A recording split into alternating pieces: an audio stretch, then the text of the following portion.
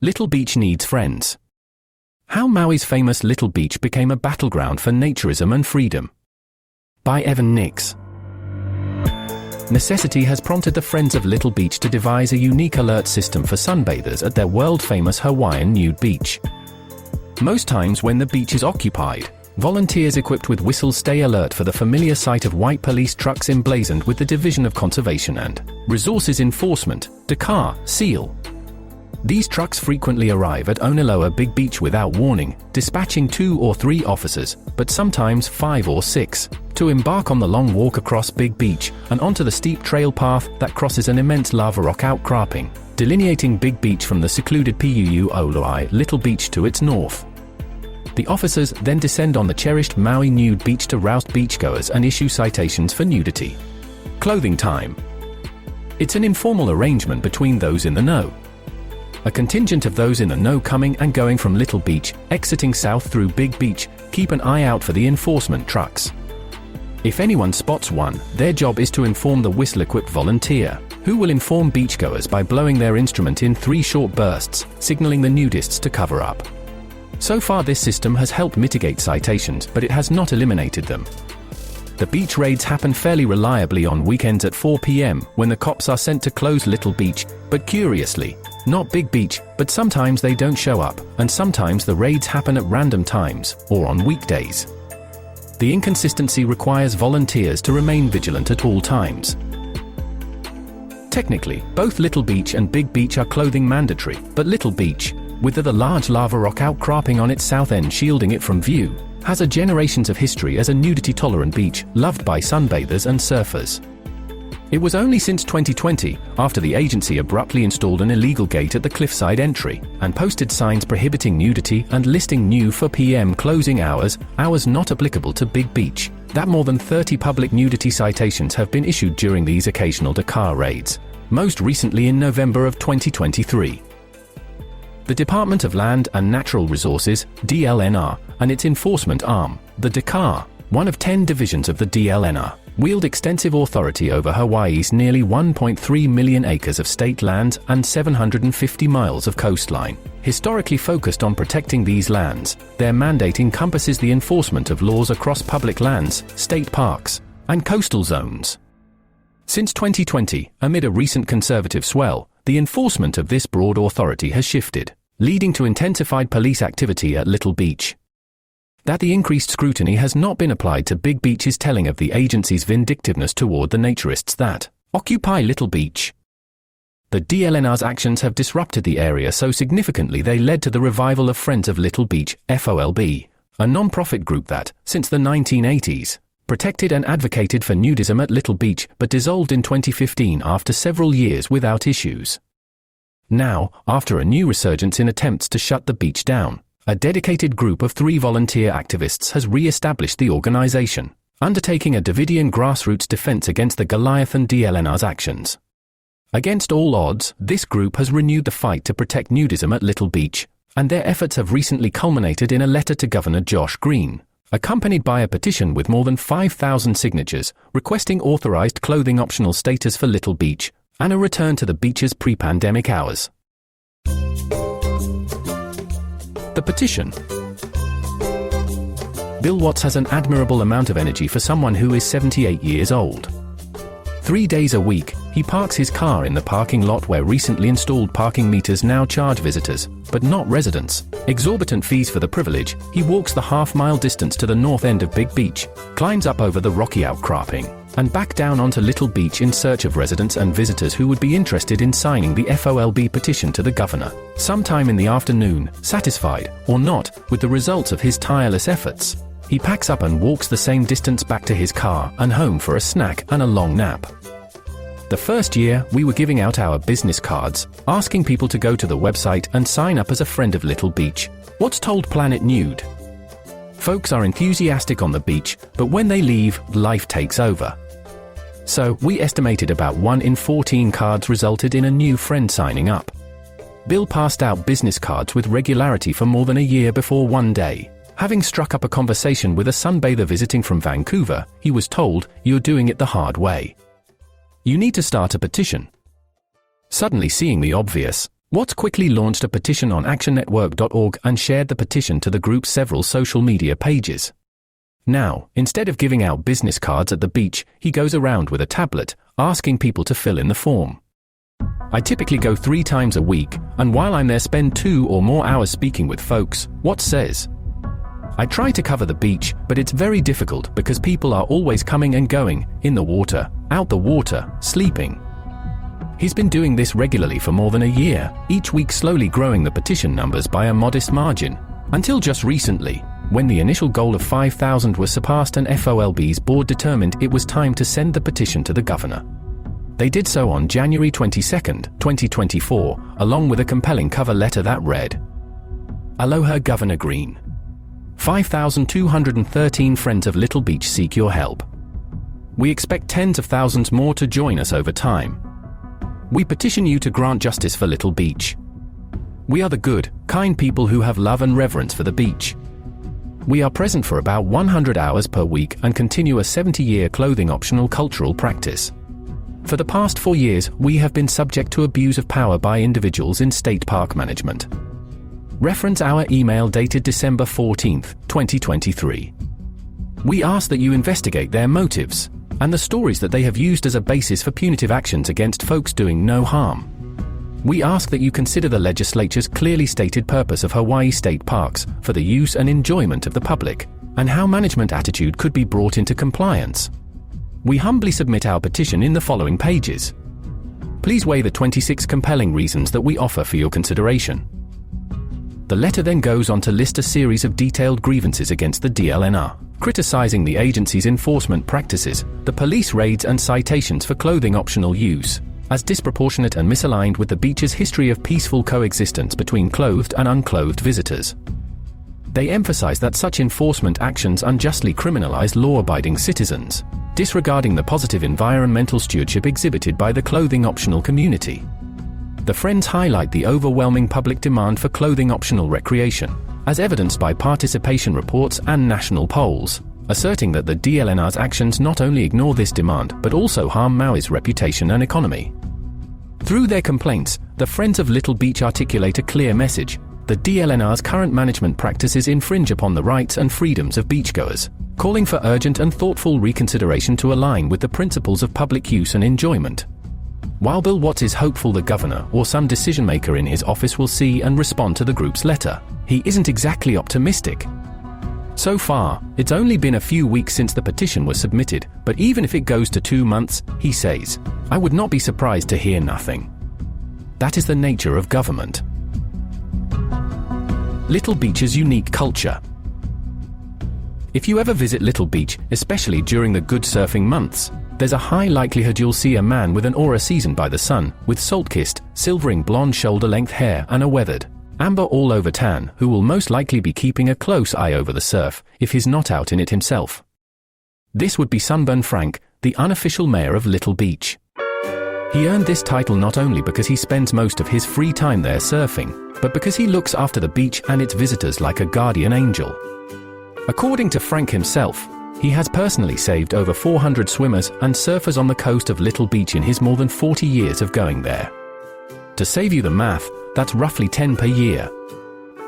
Asked recently by an interview for a YouTube video that now lives on the FoLB website, what keeps him returning to the famous Maui beach day after day, Sunburn Frank gestures to the marine blue surf before him. The view, he says with a boyish smile. The waves are amazing, and we meet people from all over the world. We don't have to travel, they come to us. Nestled on the southwestern coast of Maui, Little Beach is a secluded slice of paradise hidden behind the larger and more accessible Big Beach in Makina State Park. Known for its golden sands, clear waters, and vibrant Sunday drum circles, this clothing-optional beach has long been a haven for free spirits and nature lovers alike. Officially, the legality of nudity in Hawaii, especially on beaches, walks a fine line. Statewide, full nudity is conditionally illegal, except within state parks, where it's banned outright by archaic agency rules. Little Beach, situated within Makina State Park, is subject to the rules of Hawaii State Parks, another division of the larger DLNR. the tolerance of nudity on the long-standing Nude Haven, which predates the Department of Land and Natural Resources, has been subject to the whims of government employees. A history of beach nudity. Little Beach's story is one of cultural evolution and nudist determination. Historically, Hawaiian culture saw beach nudity as a natural and shameless state, a stance disrupted by the 1820s missionary influx, which introduced Western modesty and Western bigotry. The beach, remote and hard to access, remained a discreet haven for nude bathing until the late 1960s. The arrival of hippies then transformed the site, increasing nudist numbers but also sparking opposition, leading to clashes and legal confrontations that tested the limits of public nudity laws. In 1986, the beach became a focal point for nudism advocacy when four sunbathers were acquitted of lewdness charges, setting a precedent for nude and topless sunbathing on secluded beaches like Little Beach. Despite initial arrests, judicial rulings favored the naturists, highlighting the importance of context, consent, and non-complaint in determining lewdness. These cases, supported by Friends of Little Beach, FoLB, challenged and shaped the dialogue around public nudity and personal freedom. And for years after these wins, nudism on Little Beach went basically unchallenged. Throughout the 90s, FoLB's membership and influence grew to a peak, until 2001, after a decade of serenity. Conflict emerged again when a group of native Hawaiians looking to use Little Beach challenged the open nudity there on cultural grounds. A heated public meeting saw over 200 mostly pro-nudity supporters clash with this view. Despite the contention and proposals to restrict beach access, the majority continued to support clothing optional use, leading to ongoing advocacy efforts by FoLB. Following this event, opposition again waned and slowly, complacency set in. In 2015, with nudity on Little Beach unchallenged for years and the FoLB inactive for some time, the group dissolved. While the FoLB appears to have achieved the first objective handily for a considerable period of time, Bill Schroer, chair of the Naturist Action Committee, notes in his organization's Pages of History newsletter, the gradual decline and disappearance of the group in the 2012 to 2017 time frame resulted in a reduced beach presence. This was unfortunate, and the decline just happened to coincide with the rise of anti-nudity and conservative sentiments and the increase of problems on the beach. From 1978 to 2020, Little Beach saw a tacit acceptance of nudity, hinted at by the now-defunct Hawaii State Parks website, which stated, "Nudity is tolerated by local law enforcement." This period of leniency ended when state park management began issuing citations for nudity under the cover of COVID, challenging the unofficial status quo that had allowed naturists to enjoy Little Beach without legal repercussions. The DLNR closes in. The first notable shift in the DLNR's enforcement policy occurred in 2020 when, amidst the global COVID-19 pandemic, the agency issued its first citation for nudity at Little Beach in 33 years. This marked a significant departure from an informal policy of tolerance that had been in place, signaling a new era of stricter enforcement by the DLNR. In May 2020, following a brief altercation between a Dakar officer and a beachgoer, Little Beach was abruptly closed, with barriers erected to prevent access. This closure, lasting approximately 4 weeks, has been criticized by the Friends of Little Beach and others, as excessive and indicative of a punitive approach toward the entire community rather than a measured response to the incident. The controversies continued into the new year with a significant event on January 3, 2021, when a New Year's traditional Sunday drum circle gathering drew an unusually large, clothed crowd that caught the DLNR's attention through photos posted to social media. 2 days post-event, the beach was abruptly closed under the guise of public safety, notably when only clothing-optional folks adhering to COVID rules were present. This closure extended into a 9-week hiatus, during which a locked gate materialized on the challenging Little Beach Trail. Upon reopening in March 2021, beachgoers were met with new restrictions, including signs explicitly prohibiting nudity, early closure times, and an escalation in the issuance of nudity citations. It was the very same day that the beach was allowed to reopen when the weekend raid started. Within weeks of the reopening, the Parks Division, headed by Kurt Cottrell, also launched a PR effort to portray the activity at Little Beach in a damning light, including a department-produced video which was carried by a local TV station and published to Facebook. Notably, the State Parks Division's portrayal of the activities at Little Beach were in stark contrast to visitor testimony found on the many travel websites. The actions taken by park management at Little Beach, including extended closures and the installation of illegal gates, have been criticized as excessive, especially given the minimal risk posed by the drum circle compared to the activities of clothing-optional beachgoers. The Friends Group has raised concerns about DLNR's overreach, highlighting issues such as discriminatory enforcement, unjust access limitations, misuse of emergency powers, rights violations, and mismanagement that adversely affect public safety and the economy. FoLB has sought recourse with authorities outside of the DLNR, to no avail. Efforts to engage both the Hawaii State Ombudsman and Maui County in addressing grievances against DLNR's beach access restrictions and enforcement policies were met with resistance.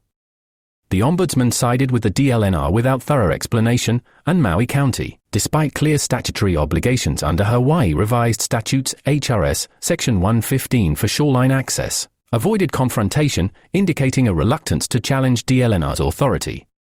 Accusations of collusion and stalling tactics have surfaced, particularly by leveraging the State Office of Information Practices' one-year backlog to delay proceedings. Despite these setbacks, the Friends of Little Beach have not been dissuaded from their efforts, in fact have fought back and even won a series of victories against the department. Friends fight back. A few individuals who have chosen to fight DLNR's nudity citations in court have brought subtle wins for beachgoers. These fights have spotlighted the contentious nature of the DLNR's actions, with several court cases resulting in defeats for the agency. In October 2020, the DLNR's renewed vigor in enforcing its no nudity rule was challenged when Jamal Strom was cited for nudity at Little Beach, marking a stark departure from decades of leniency. Strom's defense leveraged the principle of desuetude, arguing that the DLNR's sudden enforcement of a long-ignored statute was unjust. The court concurred, dismissing the case and emphasizing that laws fallen into disuse cannot be arbitrarily revived without clear justification. This decision marked a pivotal moment, highlighting the need for consistency and transparency in law enforcement practices. The theme of judicial rebuff continued into January 2022, when the DLNR faced further defeats in court over nudity citations issued to Dr. John Musser and David and Colleen Replogle. Their legal representation invoked the de minimis principle, arguing that the naturist activities at Little Beach were of such minor nature that they did not warrant legal condemnation. The judge agreed, dismissing the charges and reinforcing the notion that not all technical breaches of law merit prosecutorial zeal, especially in contexts with established community norms favoring leniency. To date, 12 out of the 30-plus cases have been dismissed based on a motion to dismiss. Not everyone wants the extra hassle or, in some cases, attorney fees, so the majority have taken a plea deal. The Friends of Little Beach have defended their beach by adapting to the changes and by developing strategies for fighting back. However, the enemy has not been conquered. It's not likely the DLNR will have a change of heart anytime soon. As Bill Watts recently told Planet Nude, the DLNR will never address its own wrongdoing or change oppressive rules, so the only way to fight back is a lawsuit, preferably one that sues for millions of dollars in damages for the tens of thousands of beachgoers who have experienced loss. However, Bill recognizes that's an uphill battle for the modest beachgoers of Little Beach. A lawsuit with the Attorney General defending your opponent means that it's going to potentially cost $100,000. The public have no effective rights against the criminal acts of the park management and the DLNR. Conclusions. Adversarial agencies. The Department of Land and Natural Resources seems bent on keeping people off Little Beach, and their broader strategy appears aimed at limiting public access to state lands altogether. This brings us back to the question, why does the DLNR seem to prefer empty beaches? The explanation could lie in a cultural bias within the DLNR against the very people it's meant to serve. Bill Watts characterizes this attitude starkly, saying, "The whole state park management culture is misanthropic. They hate people. They fabricate stories and try and keep people out." This sentiment suggests a fundamental misalignment between the DLNR's actions and the public interest, with the agency seemingly prioritizing operational simplicity and budgetary concerns over community access and engagement. Facing an adversary within a structure like the DLNR, led by an appointee far removed from public accountability and heavily reliant on division managers for knowledge, presents a formidable challenge. This reliance creates a dynamic where those with operational control, possessing a dominion-like mindset, can significantly influence access to public lands. Add to it a lack of oversight or accountability from other regulatory authorities, and this setup dilutes the power of public engagement, making it difficult for the broader community's interests to prevail against the entrenched positions of a few. The economic argument. The prevailing argument used to establish nude beaches in the US, espoused by free beach groups who have had success, is often the attraction to tourists and tourist dollars. However, the economic argument usually succeeds on a civic or local level. It doesn't apply to state agencies that don't see any benefit from tourist dollars. This problem is not confined to the Hawaiian Islands. Florida nudists know all too well how this can occur. Their state, home to more coastland than any other state in the USA, and where nude recreation makes up for more than $4 billion annually, has seen dozens of nude beaches closed in the last 30 years at the hands of the state's Department of Environmental Protection, which controls state parkland. In Wisconsin, the state's Department of Natural Resources, DLNR, has been at the forefront of a battle against nudity, notably with the 2016 closure of the traditionally clothing-optional Mozo Beach, has spurred recent legislative efforts to curb public nudity. These actions, including proposed rule amendments and anti-nudity bills, reflect a coordinated crackdown on naturism, suggesting that DLNR's influence extends beyond regulatory measures to legislative domains. Culture war tactics. One method for fighting the threats to beaches involves drawing inspiration from successful cultural battles like those seen at Denny Blaine Park in Seattle and Hanlan's Point in Toronto.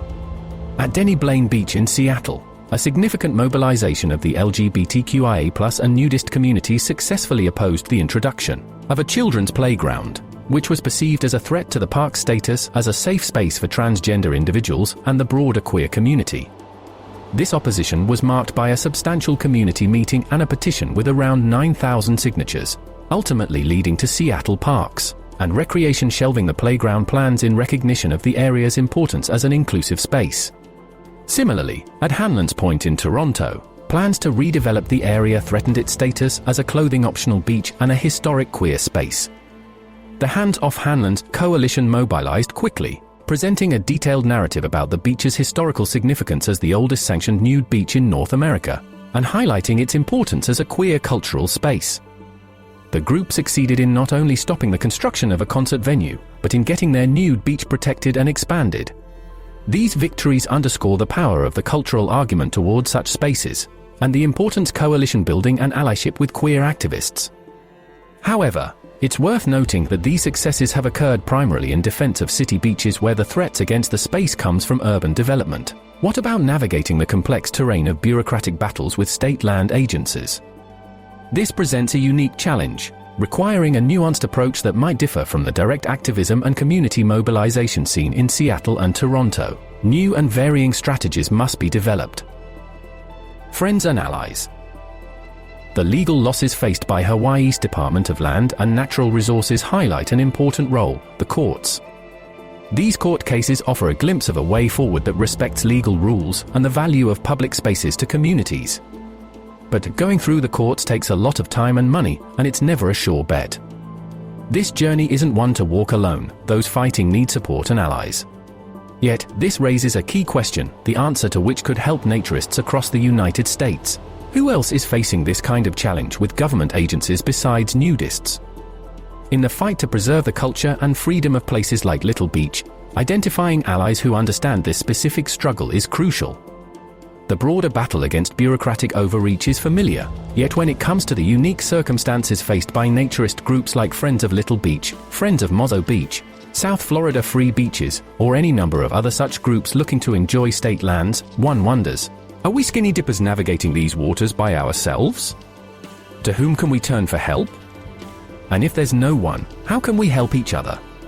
Bill Watts brings a personal perspective to the struggle. At 78 years old, he speaks to the physical and logistical challenges of advocating for Little Beach. My concern is I'm 78 years old. And I've got the Swiss cheese problem. And also, the fact that I have to do the beach work means that by the time I get back from the beach, I've got to have a long nap and, that's a day gone just going to the beach. And then on my other days, I'm trying to do stuff on my computer, but I'm a slow person. So, I need a team of young people. In the end, Little Beach and naturism itself are deeply in need of more friends. As the Beatles sing, we get by with a little help from our friends.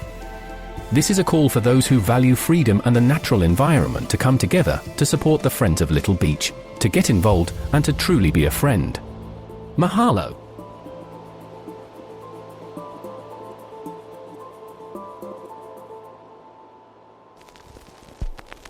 We hope you're enjoying Planet Nude. If so, please consider a paid subscription. Your membership comes with exclusive content and supports our work. Subscribe at www.planetnude.co.